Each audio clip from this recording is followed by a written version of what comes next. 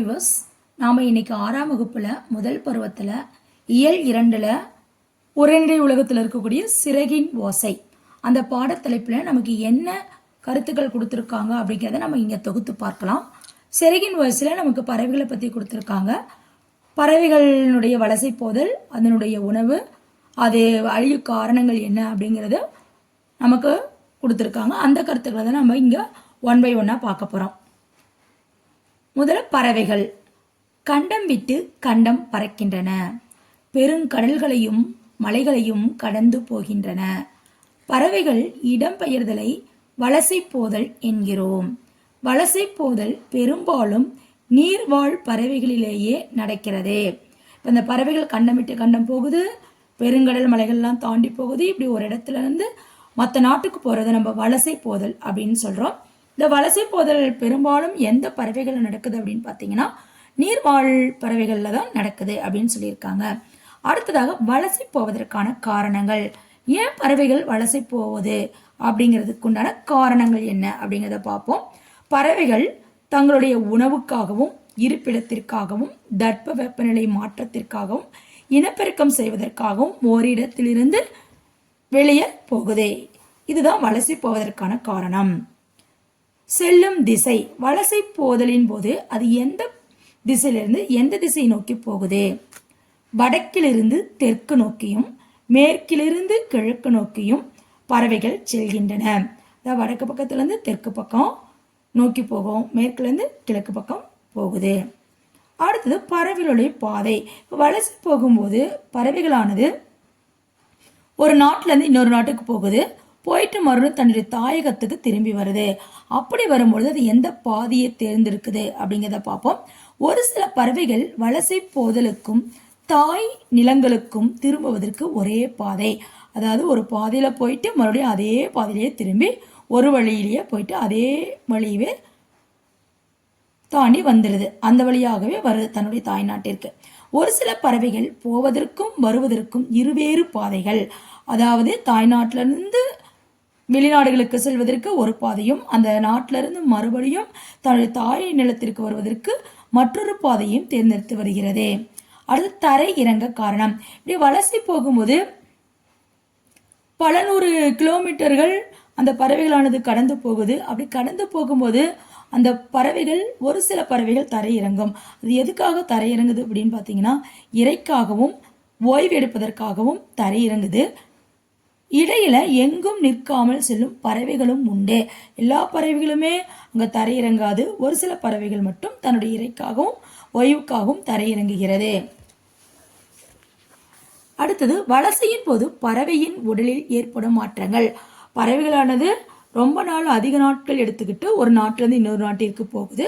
அப்படி போகும்போது அந்த பறவையினுடைய உடலில் என்னென்ன மாற்றங்கள்லாம் ஏற்படுது? தலையில் சிறகு வளர்தல், இறகுகளின் நிறம் மாறுதல், உடலில் கற்றையாக முடி வளர்தல், ஒரு வகை பறவை வேறு வகை பறவையாக உருமாறி தோன்றும் அளவிற்கு கூட சில நேரங்களில் மாற்றங்கள் ஏற்படும். அதாவது அந்த பறவையினர் தலையில சிறகு வளர்ந்துக்குது, இறகுகள்லாம் நிறம் மாறி போகுது, உடல்ல நிறைய முடி வளரும். ஏன்னா நிறைய கிலோமீட்டர் போகுது, நாட்கள் அதிகமாக எடுக்கும்போது அந்த முடியெல்லாம் வளர ஆரம்பிக்கும். அப்படி பார்க்கும்போது இந்த பறவை தானா அப்படிங்கிற அந்த பறவையே இனம் மாறக்கூடிய அளவுக்கு, தோற்றம் மாறக்கூடிய அளவுக்கு அங்கு மாற்றங்களானது ஏற்படுது. அடுத்தது இலக்கியத்தில் வலசை போதல் பற்றிய கருத்து. நம்முடைய பண்டைக்கால இலக்கியத்தில் என்ன வலசை போதலை பற்றி சொல்லியிருக்காங்க? 1500 ஆண்டுகளுக்கு முன்பு சத்தி முத்த புலவர் அப்படிங்கிற பாடியிருக்காரு. நாராய் நாராய் செங்கால் நாராய் அப்படிங்கிற பாடல்ல தென் திசை குமரி ஆடி வடதிசைக்கு ஏகுவீர் ஆயின் என்னும் அடிகள் மூலம் வலசை போதலை அறிந்து கொள்ளலாம். தென் திசைக்கு குமரியாடி வடதிசைக்கு ஏகுவீர் ஆயின் அந்த அடிகள் மூலம் நம்ம தெரிஞ்சுக்கலாம். அடுத்தது வெளிநாட்டு பறவைகளுக்கும் புகலிடமாக நம்முடைய தமிழ்நாடானது உள்ளது. அடுத்து இந்த பாடத்தில் நமக்கு சிட்டுக்குருவியை பற்றி சொல்லியிருக்காங்க. சிட்டுக்குருவிகளை பற்றி நம்ம இங்கே பார்ப்போம். சிட்டுக்குருவி வெகுவாக அழிந்து வரும் பறவையினம் சிட்டுக்குருவி. அதாவது நம்முடைய இந்த காலத்தில் சிட்டுக்குருவியானது அழிந்து கொண்டே வருகிறதுன்னு சொல்லியிருக்காங்க. அந்த குருவியானது எப்படி அழிஞ்சிட்டு வருது, அது அழியாமல் இருப்பதற்கு என்ன நம்ம செய்யலாங்கிறத பார்ப்போம். சிட்டுக்குருவியை பற்றி இங்கே 1 by 1 நம்ம பார்ப்போம். இது உருவத்தில் சிறியதே. ஆண் பெண் வேறுபாடு.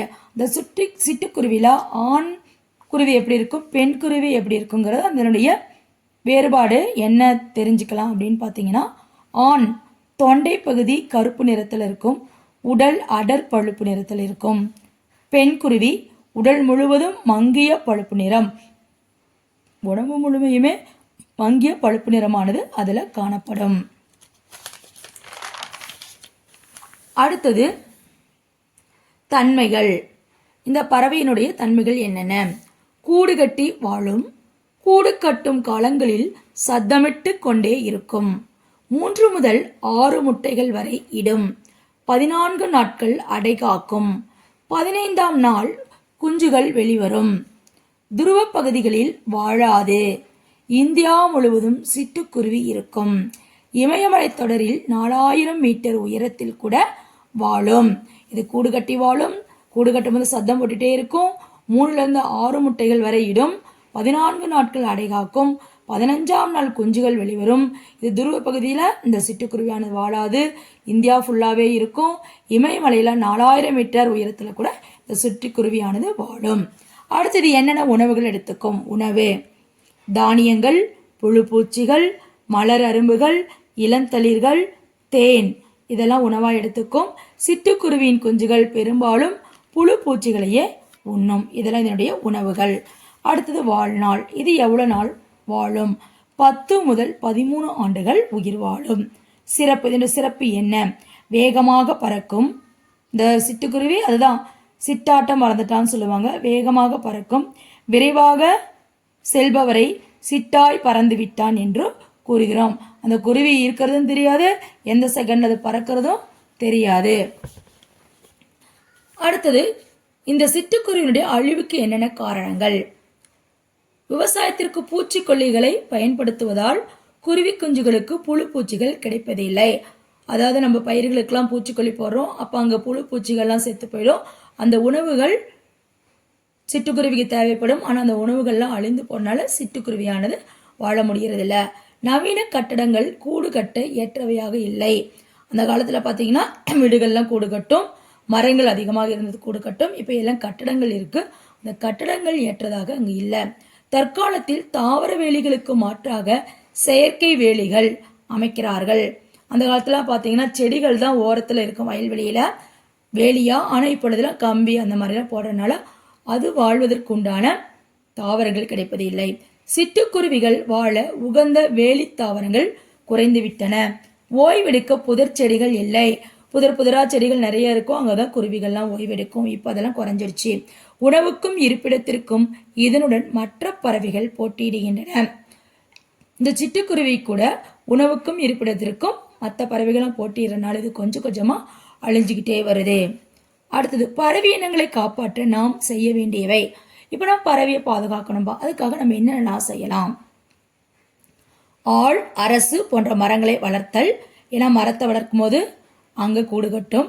அவரை, புடலை, கொடிகளை வளர்த்தல், புதர்கள்லாம் வளரும்.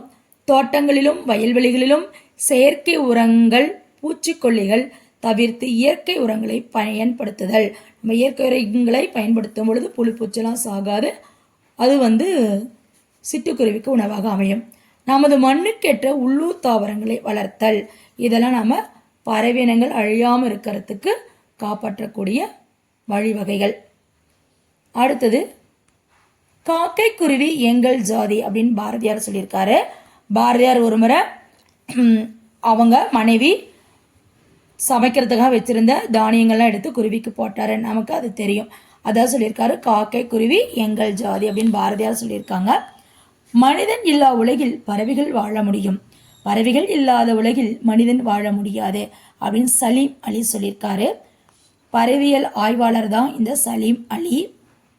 பறவைகள் பற்றிய படிப்பு நம்ம ஆர்னித்தாலஜி அப்படின்னு நம்ம சொல்கிறோம்.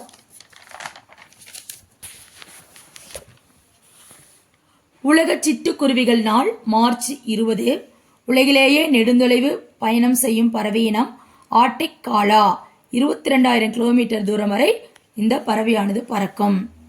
அடுத்ததில் கூட பிரித்து எழுதுக. தட்ப வெப்பம், தட்பம் கூட்டல் வெப்பம், வேதியுரங்கள் வேதி கூட்டல் உரங்கள், தரை இறங்கும் தரை கூட்டல் இறங்கும், வழித்தடம் வழி கூட்டல் தடம். அடுத்ததா இந்தியாவின் பறவை மனிதரை பற்றி பார்ப்போம். இந்தியாவின் பறவை மனிதர் யார் அப்படின்னா டாக்டர் சலீம் அலி.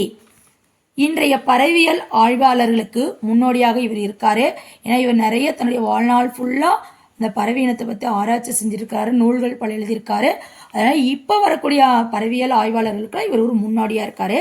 பறவை பற்றி ஆராய்ச்சி செய்வதிலும் அவற்றை படம் பிடிப்பதிலும் ஈடுபடுபவர்.